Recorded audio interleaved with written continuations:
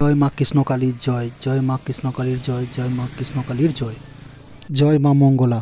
নমস্কার বন্ধুরা, আজকে আমি এসে গেছি এই কৃষ্ণকালী মায়ের যে নতুন মন্দির, সেই মন্দিরের কাজ চলছে এমনটাই তো আপনাদের আমি খবর দিয়েছিলাম। তো সেই জায়গায় আমি আজকে চলে আসলাম। তো প্রথমেই আপনাদের দেখাই যে মায়ের মন্দির যেটা হবে, এই যেটা আপনারা দেখলেন এটা হচ্ছে মায়ের মন্দির হবে। আর এদিকে পুরো জায়গাটা কিন্তু এই কৃষ্ণকালী মায়ের মন্দিরের জন্যই এই জায়গাটা। আর লোকেশনটা আপনারা দেখুন কত সুন্দর।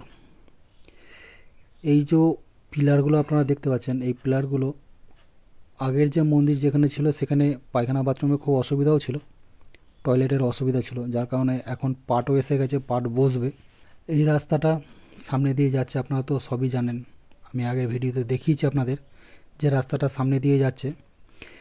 এটা সোজা বর্ধমান যাচ্ছে, একদম কানলা থেকে সোজা বর্ধমান হয়ে চলে যাচ্ছে। আমার এই ভিডিওটি যে উদ্দেশ্য বানানো সেই বিষয়টি হচ্ছে খুব খারাপ লাগার এই বিষয়। একজন দিদিভাই আমাকে 2-3টে কমেন্ট করেছে যে উনি নাকি দমদম থেকে এসে মায়ের মন্দিরে ফিরে গেছেন।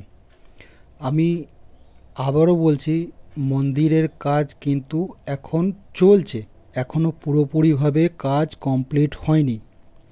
যখন মন্দিরের কাজ পুরোপুরি কমপ্লিট হয়ে যাবে, মন্দির চালু হয়ে যাবে, মা বসবেন, আপনাদের ঠিক এই ভিডিওর মাধ্যমে বলে দেওয়া হবে। তো এই হচ্ছে মায়ের যে মন্দির হবে, সেই মন্দির এইটা। আর এটা হচ্ছে পুরোটাই এখন ফাঁকা দেখতে পাচ্ছেন, এটা চায়না পাঁচিল দিয়ে পুরোটা ঘেরা হবে। এই চায়না পাঁচিল দিয়ে ঘেরা হবে যাত্রীদের যাতে কোনো রকম কোনো অসুবিধা না হয়। তো চলুন আমি প্রথম রুমের ভেতরটা ঢোকাই, আপনাদের দেখিয়ে দিই। এই দেখুন, এইটা হচ্ছে রুম, এখানে যে মা কৃষ্ণকালীর প্রতিষ্ঠা করা হবে। এবং ভেতরের যেটা আপনারা দেখলেন, ওই যে ভেতরের যেটা আপনারা দেখতে পাচ্ছেন, এখানে মা মঙ্গলা রেস্ট করবেন। এইটা হচ্ছে রেস্টের জন্য ভেতর দিকে। আর পুরোটাই থাকবে শুধুমাত্র যাত্রীদের জন্য, যাতে মা বারবার বলেছেন যাতে যাত্রীর কোনো অসুবিধা না হয়, যাত্রীদের জন্য এই পুরো জায়গাটা থাকবে। আর এইখানেতেই মাকে প্রতিষ্ঠিত করা হবে। আর ভিতরেতে মা রেস্ট করবে, একটু খাওয়া দাওয়া যাই করুক ভেতরের মধ্যে করবে। আর এই জায়গাটা আগে ওখানে গাড়ি রাখার খুব অসুবিধা ছিল, পার্কিং ছিল না, যার কারণে গাড়ি রাখতে হতো অপরের জায়গায়। এবার আপনারা 4 চাকাতে আসুন, বাইকে আসুন, গাড়িতে আসুন, টোটোয় আসুন, যাতেই আসুন, আর গাড়ি রাখার কোনো অসুবিধা থাকবে না। আর বারবার আমি আমার এই ভিডিওর মাধ্যমে একটা কথা আপনাদের সামনে বলছি যে দয়া করে আপনারা কেউ এখন এই মন্দিরে আসবেন না।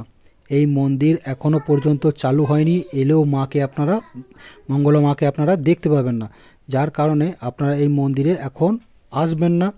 এবং মন্দিরে কাজ যখন সম্পূর্ণ হয়ে যাবে, টোটাল কাজ যখন সম্পূর্ণ হয়ে যাবে, আপনাদের এই ভিডিওর মাধ্যমেই বার্তা পাঠিয়ে দেওয়া হবে।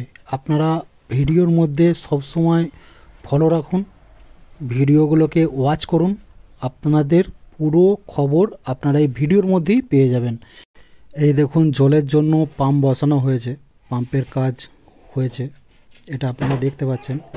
এবং এই ভিডিওগুলো আপনারা ওয়াচ করুন, শুধু আমার ভিডিও নয় যে আমি শুধু বলবো যে আমার ভিডিও ওয়াচ করুন, এই রিলেটেড যারা ভিডিও আপলোড করছে সবাইকার ভিডিও আপনারা ওয়াচ করুন, এতে আপনারা সবসময় নোটিফিকেশান পেয়ে যাবেন।